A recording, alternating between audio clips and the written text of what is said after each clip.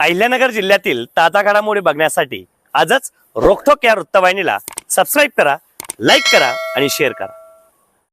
येत्या 20 तारखेला जी कोपरगाव नगरपालिकेची जी निवडणूक आहे त्या निवडणुकीच्या पार्श्वभूमीवर विरोधकांना माझा सल्ला आहे की त्यांनी निवडणूक कोणत्या पद्धतीत झाली पाहिजे, की आपण शहराला काय सुविधा देणार, समोरचे काय देणार, या गोष्टीची निवडणूक झाली पाहिजे। विकास काय करणार कोपरगाव शहरात, कोपरगाव शहरातील सर्वसामान्य नागरिकांपर्यंत आपण काय पोहोचवणार, हा विषय राहिला बाजूला आणि वेगळ्याच दृष्टिकोनातून यांनी निवडणूक चालू केली। कारण त्यांना हे माहिती आहे का काकासाहेब कोयटेंसारखा उमेदवार या कोपरगाव शहराला आशुतोष दादांच्या माध्यमातून भेटला आहे आणि तो या कोपरगाव शहराचा 100% विकास करणार आहे।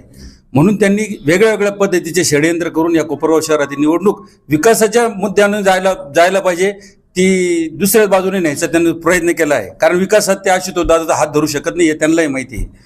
राहिला विषय काकासाहेब कोयटेंचा, काकासाहेब कोयटे साधारण 30-35 वर्षापासून या समताच्या माध्यमातून या कोपरगाव शहरामध्ये काम करत असताना या कोपरगाव शहरातील जे काही सर्वसामान्य नागरिक आहे आपल्यासारखे का ज्यांना 10-20 हजारची 50 हजारची जी काही मदत लागत राहते किंवा बँकेच्या स्वरूपात ज्यांना जे काही लागत असतं कमी कागदपत्रात त्यांनी ताबडतोब उपलब्ध करून देणारी ती एक संस्था आहे ज्यांनी या कोपरगाव शहरामध्ये भरपूर गोरगरीब लोकांना त्यांना मानाचं स्थान निर्माण दिलं आहे।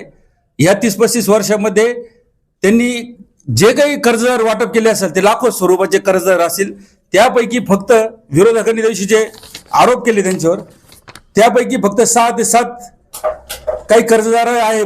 समजा साधारण 4 ते 5 कर्जदारांनीच कोर्टामध्ये केसेस दाखल केलेले आहे। आजपर्यंत जेवढे कर्जदार त्यांनी दिले 30-35 वर्षाच्या काळामध्ये तर त्यात फक्त 4 ते 5 कर्जदारांनीच कोर्टात खोटे केसेस दाखल केले आहे। त्यापैकी 6 ते 7 केसेस या गुन्हा निष्पन्न न झाल्याने निकाली निघाले आहेत। उर्वरित केसेस पैकी 5 केसेस या संजय मोरे या एका थकीत केसमध्ये त्यांना 2,000 रुपयाचा दंड ठोठावण्यात आलेला आहे चुकीची केस केली म्हणून। उच्च न्यायालयाने 50,000 रुपयाचा त्यांना दंड ठोठावला आहे। पिंपळगाव बसवंत येथील एका कर्जदाराच्या केसमध्ये मेहरबार कोर्टाने एफआयआर नोंदवण्यास नकार देऊन अर्जही रद्द केला आहे।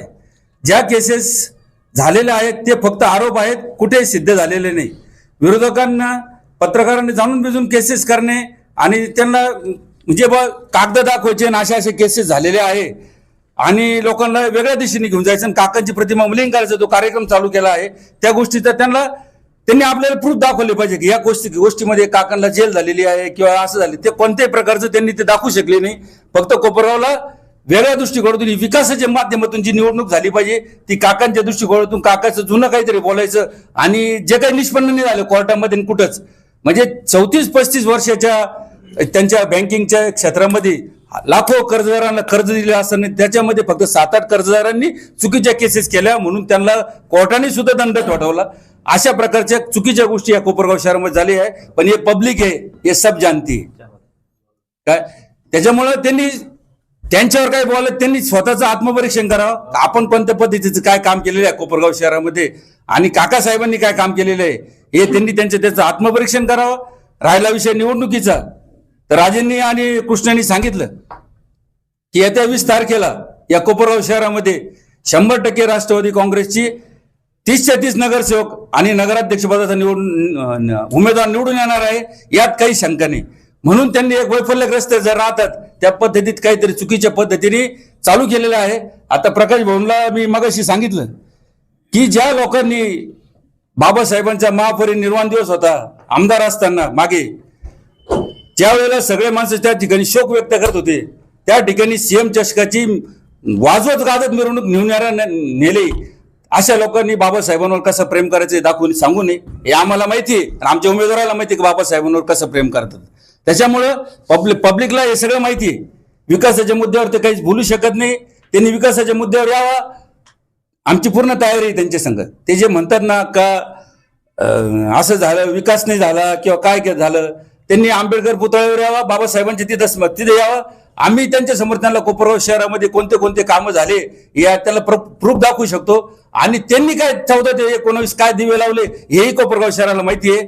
पुन्हा एकदा तुम्हाला एवढं सांगतो की या कोपरगाव शहरामध्ये 20 तारखेला 20 तारखेला 100% 30च्या 30 राष्ट्रवादी काँग्रेसचे उमेदवार निवडून येतील. नगराध्यक्ष पदाचा राष्ट्रवादी काँग्रेसचा उमेदवार निवडून येईल. अरे ज्यांनी 30च्या 30 कमलावर माणसं उभे करू शकले नाही, ज्यांना दुसऱ्या पक्षाची साथ घ्यावी लागली, अशा लोकांनी आशुतोष दादांची बरोबरी करू नये.